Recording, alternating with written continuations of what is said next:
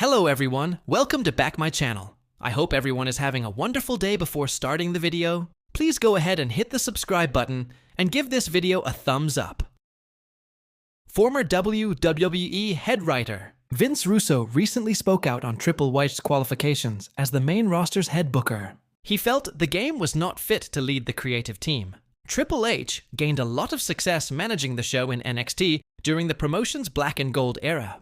His booking style was highly praised by industry veterans and fans alike, making him the successor to Vince McMahon. After the legend took over as creative head of the main roster, he's had a mixed bag of results. While the company is making record profits, the storylines have seen a gradual dip in quality. During this week's episode of Writing with Russo, the ex-writer declared that Triple H would not be head of creative without his marriage to Stephanie McMahon. Vince Russo acknowledged that the game had a decent mind for the business and could run things in NXT with some help from Shawn Michaels. However, the veteran writer never envisioned the Hall of Famer in charge of creative without marrying the boss's daughter. Triple H has overseen the company through some major changes. WWE recently signed record-breaking deals with Netflix and ESPN. The company is also going to conduct its first WrestleMania outside North America in 2027. The professional wrestling world has long debated the influence and impact of Paul Triple H Levesque in WWE, from his legendary in-ring career to his transition into an executive role. Triple H has built a reputation as both a visionary and a controversial figure. However, not everyone agrees that he was cut out to lead the creative direction of the biggest wrestling promotion in the world. In a recent exclusive conversation, a former WWE employee unleashed a fiery rant, claiming that Triple H should have never risen to the role of head of creative, and that at best, his skill set was suited for being an agent or producer behind the scenes, rather than steering the future of the company. This blunt statement has once again sparked intense debate among fans and insiders regarding the true legacy of Triple H's leadership. The former employee, who spent years working within WWE's creative and production departments, did not mince words when speaking about Triple H's contributions. According to them, Triple H has been unfairly glorified for successes that were not solely his doing, while simultaneously making decisions that have stifled talent, hindered storylines, and alienated sections of the fan base. Triple H has always been good at presenting himself as the guy who knows wrestling better than anyone else. They began.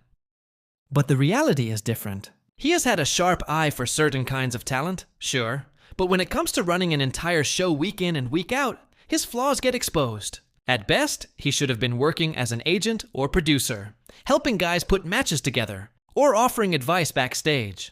That's where his skills lie. Leading the entire creative direction of WWE. That's where he's overstepped. Triple H's transition into power has been one of the most documented stories in modern wrestling history. Following the health issues that forced Vince McMahon to step away temporarily, Triple H was given full control of WWE's creative process in 2022. At first, the move was celebrated, with fans praising him for his work with NXT, where he nurtured stars like Seth Rollins, Kevin Owens, Finn Balor, Bayley, Sasha Banks, and countless others. NXT during the black and gold era was hailed as one of the best wrestling products in the world, often outshining WWE's main roster in terms of storytelling and in-ring quality. However, according to this former employee, the success of NXT was a double-edged sword. NXT was never the same as running Raw or SmackDown, they explained. You can't compare working with a smaller, hardcore fan base and a limited roster to producing live weekly television on a massive scale. In NXT, he could focus on work rate and present wrestling the way he liked it. But once he got hold of the main roster, his weaknesses came through. He plays favorites, he struggles with pacing long-term stories, and he doesn't handle outside pressure well. The claim that Triple H plays favorites is not new. For years, critics have accused him of pushing certain wrestlers he personally believed in, while leaving others behind despite their popularity with fans. During his own career, Triple H was accused of burying opponents to maintain his position at the top, and some believe those tendencies carried over into his executive role.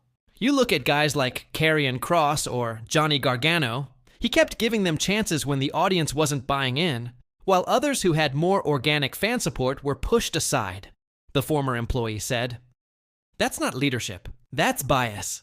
The employee also criticized how Triple H handled returning stars and established legends. While many credited him for bringing back released talent after taking over creative, the results have been mixed. Some returns fizzled out quickly, while others have yet to make the impact fans hoped for. He made big headlines when he brought a bunch of people back, but what did he do with them?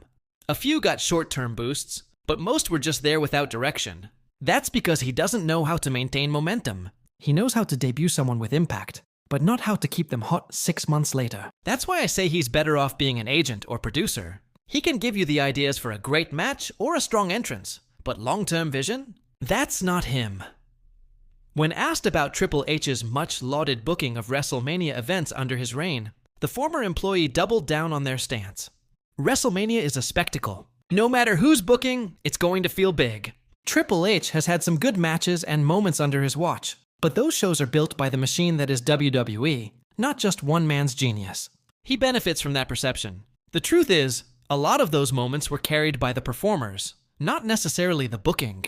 Fans want to believe he's this creative mastermind because they were tired of Vince. But replacing one flawed leader with another doesn't mean everything suddenly works. The former WWE staffer did.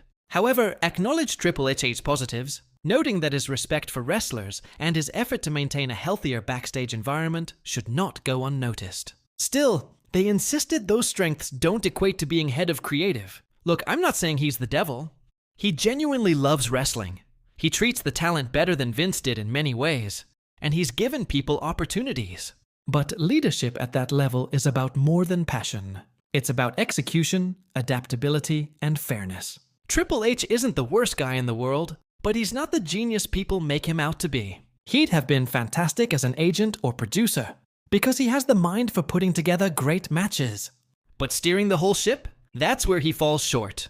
The comments will likely draw mixed reactions. Triple H has developed a loyal fan base over the years who admire him for revitalizing WWE, in many eyes after Vince's departure. Yet his critics continue to point to issues such as stagnant mid-card divisions, inconsistent women's storylines, and questionable long-term booking decisions, as evidence that he may not be the savior he's often portrayed as. Wrestling fans are no strangers to polarizing figures, and Triple H has always existed in that gray area, where admiration and criticism collide. Whether one sees him as a visionary reshaping WWE's future, or a flawed leader riding on his past reputation, it's undeniable that he remains one of the most influential figures in modern wrestling. The former employee's scathing rant adds another layer to the conversation, reminding fans and insiders alike that behind the glitz and glory of WWE lies a reality where creative decisions can make or break careers. As WWE continues to evolve under his leadership, only time will tell whether Triple H's reign as head of creative is remembered as a golden era or as a missed opportunity. For now, the debate rages on, fueled by voices like this former insider who insists that Triple H's true calling was never at the very top, but rather behind the curtain as an agent or producer, guiding talent without steering the entire company. Thanks for watching this video, and please subscribe our WWE official YouTube channel for more update news.